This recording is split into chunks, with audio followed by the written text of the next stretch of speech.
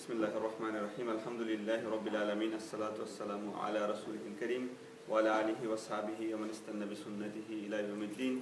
Assalamu alaikum wa rahmatullahi wa barakatuh, brothers.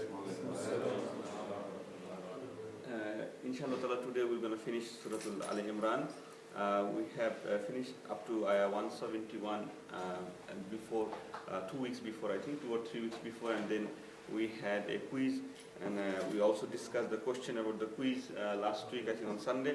So today, inshallah ta'ala, we'll just finish this great surah, Surah Al-Imran, after the largest surah after Surah Al-Baqarah, in the Medina surah.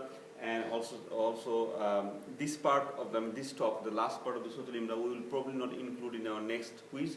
We'll start from a new surah like Surah Al-Nisa, and because this part we already discussed a little bit when you did the Friday, the Quran juz by juz. So something will become repeated again, some information. But inshallah ta'ala we'll go ayah by ayah, and I have grouped the ayah as usual, so make it shorter and to understand what are the last few topics that Allah subhanahu wa ta'ala talked about this Surah Al-Imran. Now let's begin inshallah ta'ala. The first part Allah is talking about, we talked a lot about the Battle of Uhud. We all know that. We have done probably a 40-50 ayah about that, what happened incident, how Allah subhanahu wa ta'ala tried to, explain the things, what mistake they have done, and how Allah subhanahu wa ta'ala told Rasulullah sallallahu alaihi wasallam to forgive them and consult with them and all these things. Now this event here, the first part, as you can see, like almost 5 ayah, is about another incident, which is a post-Uhud incident. If you remember when we took our Sirah class, what happened in the end of the Battle of Uhud. And it's very famous, like when they all lost, everything was finished, Rasulullah with Abu Bakr and Umar, he was in the top of a mountain, and Abu Sufyan came and he was rejoicing, and he's saying, today is our day. Badr was your day, today is our day. And then he said, Ulu Hubal, meaning he's praising his idol Hubal, and then he asked question, where is Muhammad? So nobody answered. Then he asked, where is Abu Bakr, where is Umar? So he also knew at that time that Abu Bakr, Umar is the right and left hand of Rasulullah, and then Rasulullah asked Umar to answer him back, and he did answer. But then Abu Sufyan, he said, we will meet again in the plain of Badr again next year. So they already had a plan that they will come back for the battle of, so for another round basically.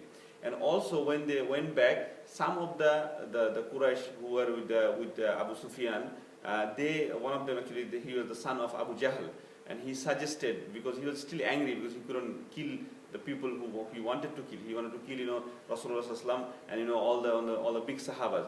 So he wanted to finish the Muslim completely from the face of the earth.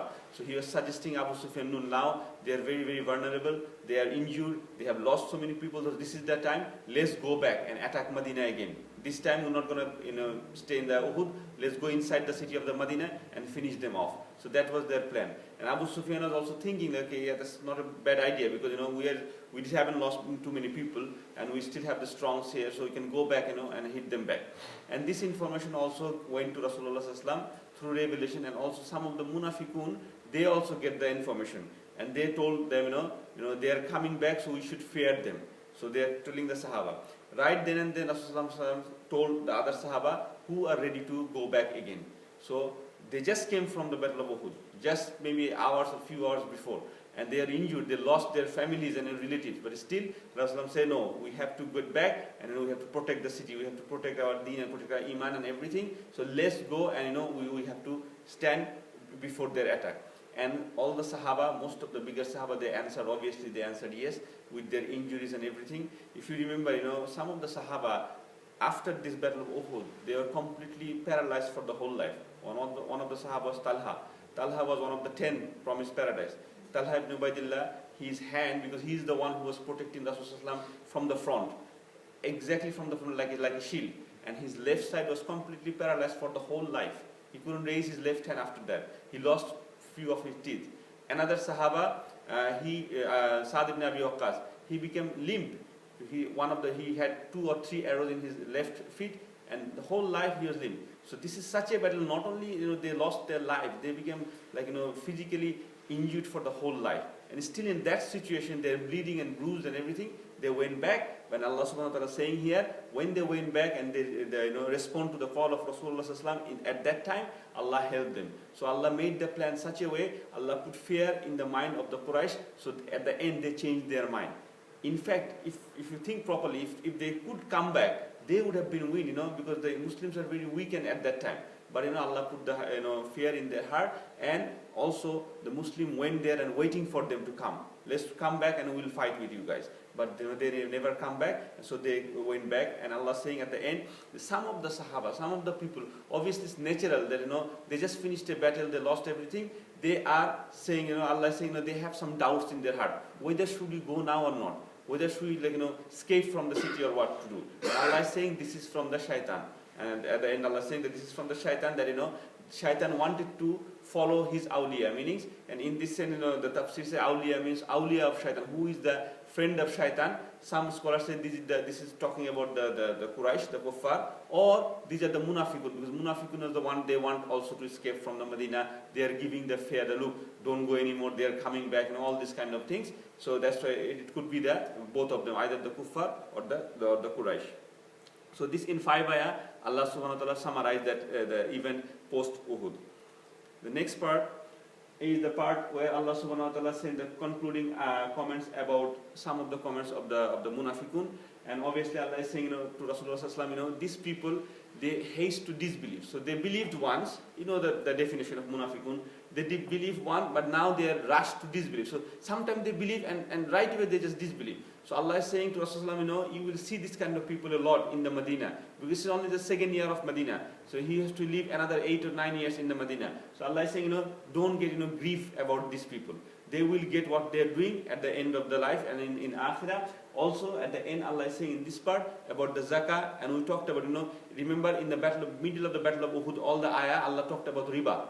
Why we talked about that? Allah talked about riba because Muslims are getting, the ghanima and all these things. They're going to be getting richer. In next few battles, there will be huge money coming to the Muslim, the people and everything. So that's why Allah subhanahu wa ta'ala is saying here that, what's the consequence of the zakah? People not paying zakah. Allah saying, their wealth will become like a chain in their neck on the day of judgment, and they will have a severe punishment from Allah subhanahu wa ta'ala. So this is the last few comments about the munafiqun and their heart that quickly disbelieve and believe, and also the comment about the money, how you should deal with the money, how you should be important, cautious about the zakah part. This part here, Allah talks about the last few comments about the Jews, the people of the scripture. In this surah is, as we talked about talk about the Ahl Kitab, the Christian and the Jews. So, and Allah mentioned here 2 things. And this is quite similar to, related to the last few ayah about the zakah. Because, that time Rasulullah told all the people that, you have to put your money for the cause of Allah subhanahu wa ta'ala.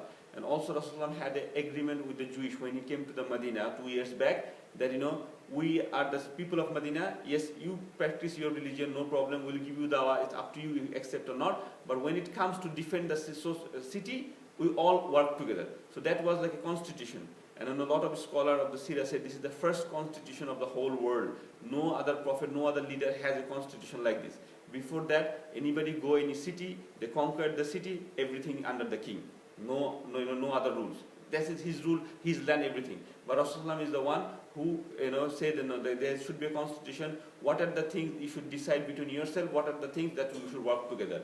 So Allah is saying in this regard that these people, the Jewish people, when Rasulullah asked money for them, for a development of the society or something for the cause of Allah subhanahu wa ta'ala, or defend the city of the Medina, they said, why is Allah became poor, that he need money from them? Astaghfirullah, what kind of comment they did. And Allah mentioned this comment in the Quran, and Allah saying, I have recorded this comment.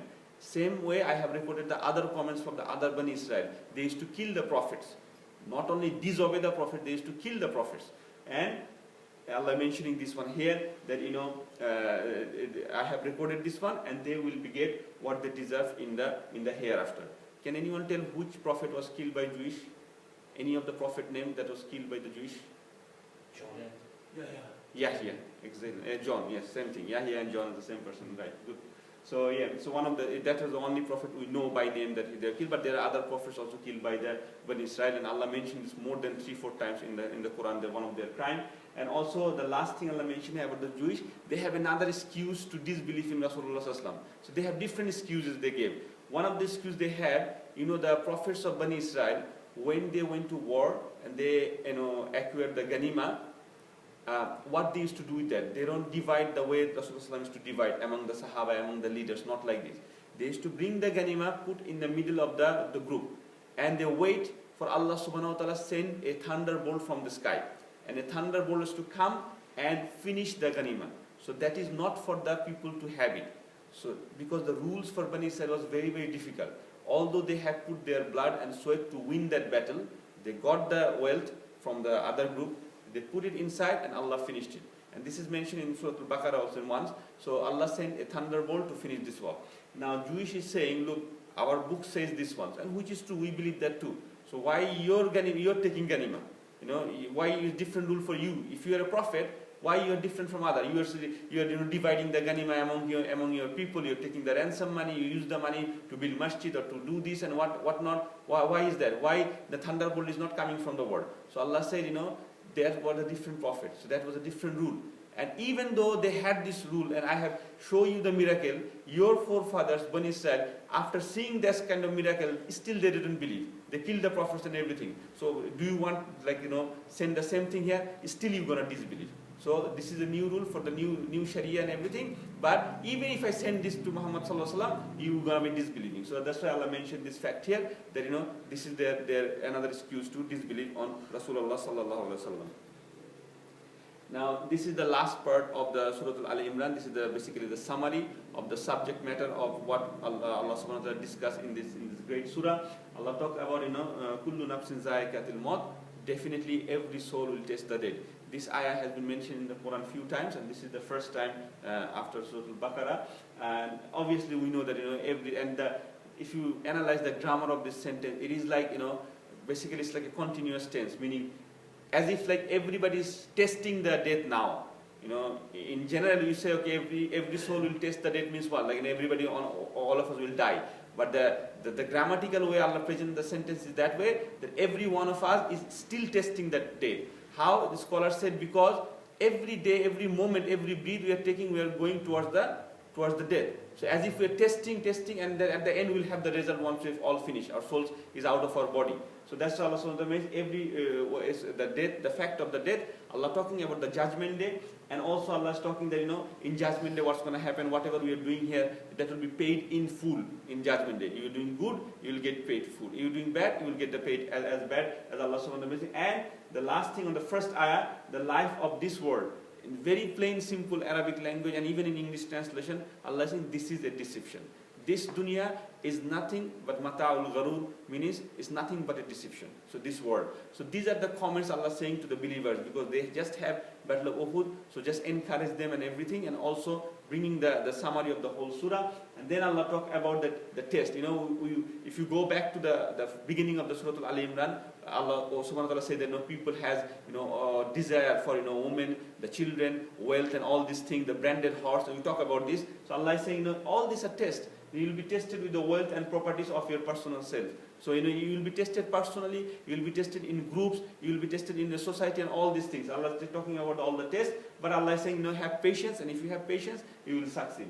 And also in the next ayah, Allah is saying that Allah took a covenant from those. So Allah is talking about those people who are actually the attitude of the non-Muslim. And non-Muslim here includes the Ahl Kitab and also Mushrikun, people who are like idol worshippers. Allah is saying they will always be behind you, and they will say something that will grieve you. It's like a prediction from Allah subhanahu wa ta'ala. Whatever you do, whatever battle you win, whatever you be nice with them, they will come with a harsh comments about you, about your deen and everything. And that is still happening, as you all know, and as you all can read in the newspaper and listen to the everything. That is all happening now. And Allah subhanahu wa ta'ala is saying, but what should you do in that case? In that case, have patience and follow the path of Allah subhanahu wa ta'ala. Allah subhanahu wa ta'ala will give you the success.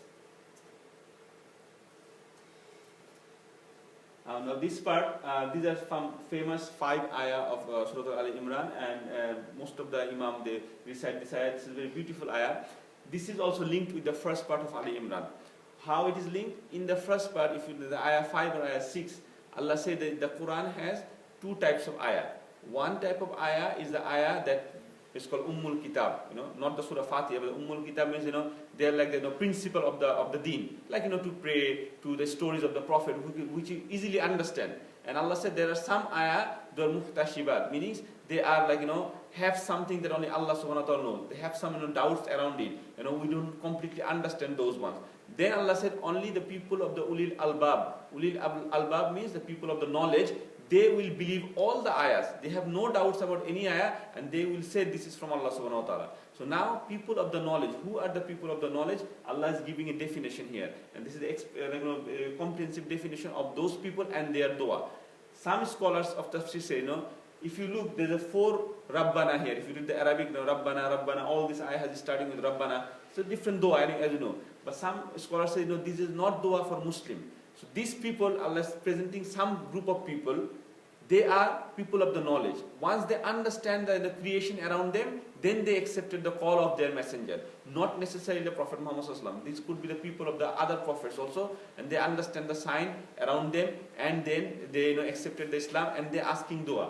What they are saying that Allah is saying definitely inna fi khalqis samawati wal ard, definitely the creation of the world and the day and the night, the signs of Allah subhanahu wa ta'ala are there, and these people are looking at the signs and they are remembering Allah subhanahu wa ta'ala. How? They are remembering standing, sitting and lying on their beds. Meaning, you understand standing means obviously prayer. Sitting means maybe you're doing, you're reciting your book, like your kitab. It could be Quran or the books before, and you're making the dua. And lying means when you're going to the bed also, in your lying also you're following the sunnah, or maybe the way you're remembering at night or something. There is something in Allah subhanahu wa taala at night. From the miracles of Allah subhanahu wa taala. So always they are remembering the Allah subhanahu wa taala. And also they are asking to Allah, oh Lord, you have not created this world without purpose. So they understood everything around them is not without the purpose.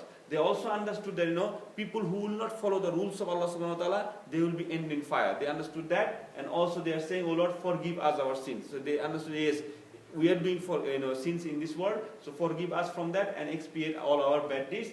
And then Allah is saying, so their Lord at the end, their Lord accepted them.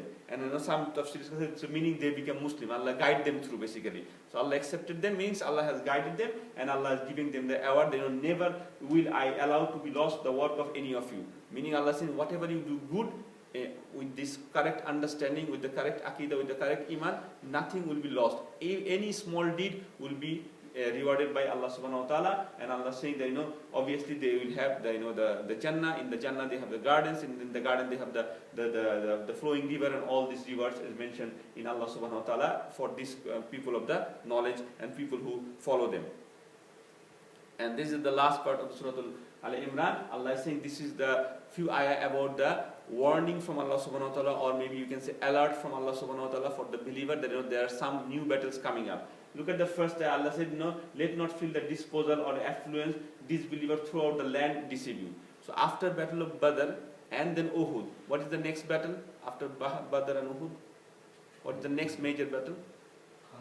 Khandaq. Yes. And what happened? Who is the enemy in the Khandaq? The enemy is not from Makkah only. Remember, Khandaq is called, all the people from the Arab tribe. They gathered together. Almost 10,000 people come. It's called, the name of the Khandaq, the battle of the Khandaq has another name. It's called Ahzab. There's a surah called Ahzab. Ahzab means the group of people, or the confederate. So all these people, so Allah is saying they are coming from different lands. So the land is a plural here. So not only from Makkah, now they are coming from different, they are already planning these things. Allah is giving them the prediction from the before. And Allah is saying, but don't think that they are enjoying today because they win the battle of Uhud.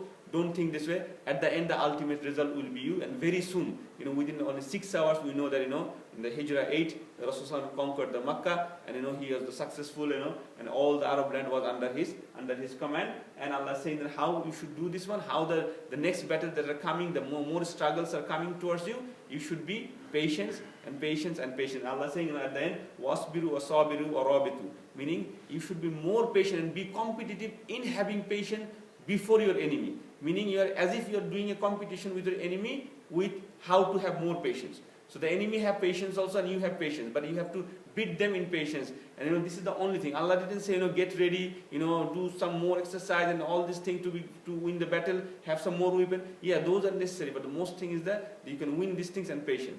And obviously, the Sahaba radiallahu anh, they have accepted this message from Rasulullah sallallahu through Allah subhanahu wa ta'ala, and that's why we know the history of the Islam. That from this one, the Islam never fall back. They win, until at least few hundred years, and this Islam spread through the land of this world, and the message of the Rasulullah sallallahu went to each house and everything. So inshallah ta'ala, this is the end of Surah Al-Imran. We'll finish it here. Jazakallahu khair. Subhanakallahumma bihamdika ashhadu an la ilaha illa anta astaghfiruka wa atubu ilayk.